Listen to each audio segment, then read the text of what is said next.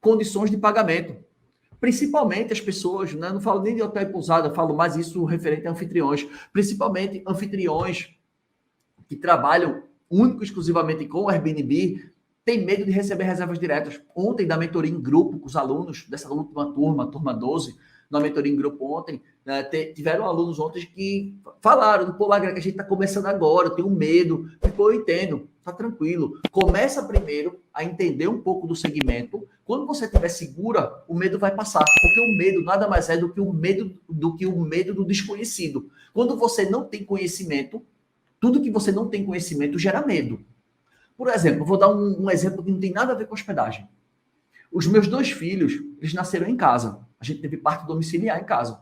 No último filho agora, basicamente estava eu, minha mulher, e chegou a doula, e o menino já nasceu, eu já segurei ele, eu já peguei ele logo no braço. Eu já peguei meu filho logo no braço. Para algumas pessoas, ter parto domiciliar é loucura. Pô, a gente tem plano de saúde, tem tudo, mas foi uma opção nossa. Foi uma escolha nossa, que foi uma das melhores experiências que eu já vivi na minha vida. Foi fazer o parto dos meus filhos. Todos os 2 eu estava presente e eu segurei os 2. E foi uma experiência que não se compra. Isso não se compra. E muitas pessoas falam assim, você é louco. Cara, eu não sou louco. Eu estudei, me preparei para isso. Eu busquei conhecimento, eu fui atrás de roda, eu fui atrás de gestantes que estavam na mesma vibe que eu estava. É a comunidade. Então eu comecei a frequentar rodas, comecei a buscar ajuda de enfermeira obstetra, comecei a buscar ajuda em informações, comecei a assistir documentários, aquele Renascimento do Parto no Netflix, e aquilo começou a me encorajar. Porque claro que eu tinha medo. É claro que eu tinha medo. Durante o parto, eu não deixava minha mulher ver, mas às vezes eu saía de dentro do quarto para chorar um pouquinho, porque eu estava com medo, porque a situação estava na minha mão. E eu que tinha que escolher se eu fazia o parto acontecer ou se minha mulher dizia assim, Felipe, pelo amor de Deus, eu não estou mais aguentando, vamos para o hospital. Eu faço, não foi isso que a gente combinou. Não foi isso. Força, reage, que está chegando. Está chegando. Mas ela me pedia o tempo inteiro e eu tinha que ter discernimento e preparação para saber assim, interromper o sistema e dizer assim, vamos para o hospital, vamos fazer a cesárea. Porque várias vezes ela me implorou. No primeiro parto, no segundo não, porque foi muito rápido. O segundo foi muito rápido. Mas no primeiro, várias vezes ela me pediu. E eu tive que ser forte. Mas por que eu não tive medo? Porque eu estava no conhecimento, porque eu estava preparado. Porque eu tinha uma equipe, eu estava com enfermeiros obstetras, eu estava com um respirador, com todos os primeiros socorros.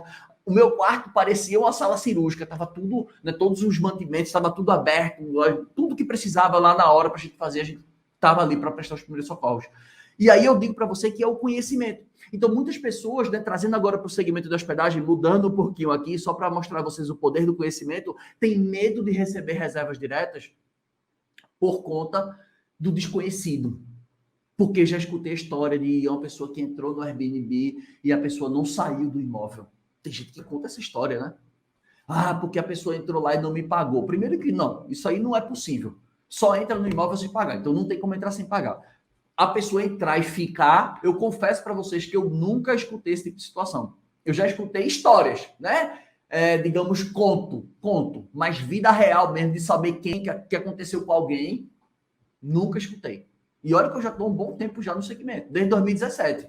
E eu nunca escutei ninguém falar para mim que a pessoa entrou e não saiu. Eu nunca escutei. Então, isso é o medo que não é racional. É mais um viés de pensamento, que é o que eu digo, que é você decidir as suas coisas na sua vida de acordo com a sua taxa base. O que é taxa base? Observa o que acontece na maioria, estatisticamente. Olha a estatística. Tipo assim, de 100 reservas, quantas te trouxeram problema? Pô, Greca, nenhuma. Você trabalha com Airbnb há quanto tempo? Às vezes a pessoa faz assim, eu trabalho com Airbnb há 2 anos. Quantas reservas você já acionou o seguro do Airbnb? Quantas vezes você acionou o seguro do Airbnb? A pessoa vai dizer, cara, nunca. Eu nunca acionei o seguro do Airbnb. Então por que você está com medo? Você está entendendo que isso é algo meio que irracional, que não faz sentido, que o risco que você vai correr vai ser muito melhor, porque você vai ter mais rendimento do que arriscado, porque a chance de acontecer besteira é bem menor. Esse é o primeiro ponto. E aí você entende que as condições de pagamento podem estar freando as tuas vendas numa baixa temporada. Como assim, Lagreca? Agora tu falou uma coisa que eu nunca tinha me antenado. Eu nunca me liguei nesse negócio de condição de pagamento. Pois é, quem trabalha com Airbnb já joga no piloto automático, porque a plataforma ela faz a cobrança do hóspede e repassa o dinheiro para você 24 horas depois de que a reserva, né, foi concluída. Então, a reserva concluiu, 24 horas depois, você recebe depósito. A pessoa se acostuma. Mas presta atenção comigo, o tanto de oportunidade que você perde de vender numa baixa temporada. Por quê? Porque, como eu falei no começo, né, desses segredos, né, para reduzir os efeitos da baixa temporada, eu falei para vocês sobre a parte de precificação.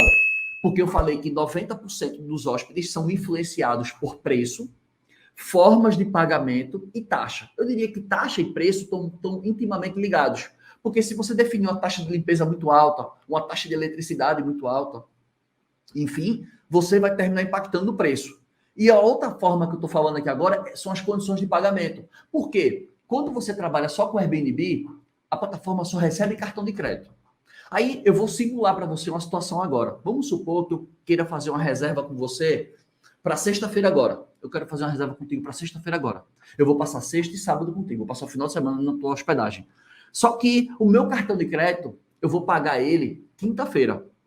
Quando eu pagar quinta-feira, o limite só vai retornar, no máximo, geralmente são 48 horas. Né? Geralmente eles pedem 48 horas para compensação do boleto. Então, se eu pagar o meu cartão de crédito na quinta, 2 dias úteis, o meu limite vai liberar lá para segunda ou terça-feira.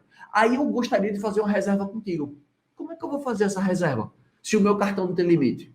E como é que eu vou me comunicar contigo? Porque tu não vai receber uma mensagem desse cara e esse cara vai te sugerir trocar mensagens por fora e tu não vai aceitar, né? Tu não vai aceitar, porque tu tá assistindo as minhas lives, tu sabe que isso é errado. Tu sabe que isso é infringir o código de conduta. Se você conhecer o hóspede pela plataforma, a reserva tem que terminar por ali. Se você conhecer o cara pelo Instagram, beleza. Mas se você conhecer o cara pelo Airbnb e você fechar a reserva por fora, sem pagar a comissão do Airbnb, você está sendo uma pessoa de mau caráter. Essa é a verdade. Porque se você conheceu pela plataforma, foi graças à plataforma que esse hóspede chegou até você. Não foi, foi o acaso. Não. Chegou na plataforma por você. Então você tem a obrigação moral de concluir essa plataforma por lá, de concluir essa reserva por lá. Beleza? Mas vamos supor que você já é aluno do La Greca, que você já sabe da importância de ter uma marca, de você já sabe da importância de ter uma rede social, de ter um Instagram, para você aproveitar o que eu ensino no método hospedagem lucrativa, que é exatamente o efeito vitrine, porque eu vou colocar você nas primeiras páginas do Airbnb, nas primeiras páginas da Booking, nas primeiras posições, e aquilo vai trazer reservas diretas para você devido ao excesso de exposição. Isso é o efeito vitrine, que você já sabe, que eu já falei, mesma coisa quando eu dou o exemplo, você que vai na Decolar, que compra uma passagem aérea, pesquisa uma passagem aérea na Decolar, aí você vê lá, e a Gol tá mais barato. Por que você não comprou no site da Decolar? Você foi lá no site da Gol. Isso é efeito vitrine. Isso é efeito vitrine. E isso acontece quando você está nas primeiras páginas e nas primeiras posições. Quando isso acontece, vai transbordar a reserva para você. Aí, as tuas condições de pagamento quais são? Só tem pelo Airbnb. Quer dizer que o cara vai, te encontra numa reserva direta e tu vai jogar o cara para dentro da plataforma para pagar a comissão sem precisar? Você entende que o anfitrião, basicamente, ele tem um teto de faturamento. Ele tem um teto. Como assim um teto, La Greca? Você tem 30 dias para vender. Você tem 30 dias. Então, se você vender 30 dias, você vai chegar no limite.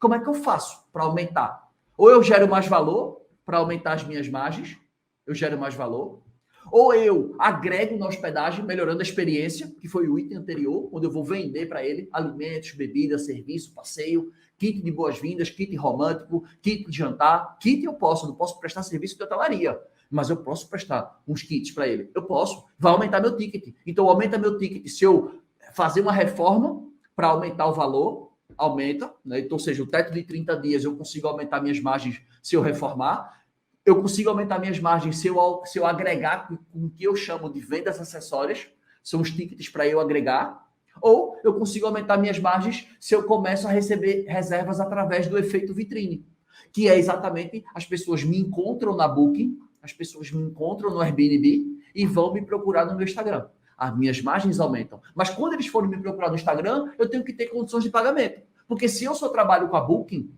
se eu só trabalho com o Airbnb e só recebo cartão de crédito por lá, cara, e se o cara quiser pagar, fazer um Pix para mim?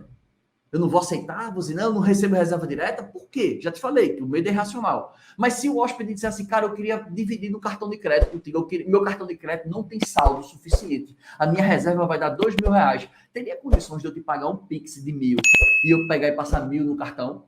Porque o Airbnb não faz isso. Como é que o Airbnb faz? Cara, beleza, eu tenho 2.000. Então faz o seguinte, eu vou pagar 1.000 do Pix e 1.000 do cartão do Airbnb. É possível fazer isso? Não é. Mas por reserva direta, sim. Mas para que eu aproveite isso, eu tenho que primeiro aceitar a reserva direta e segundo ponto, ter condição de pagamento.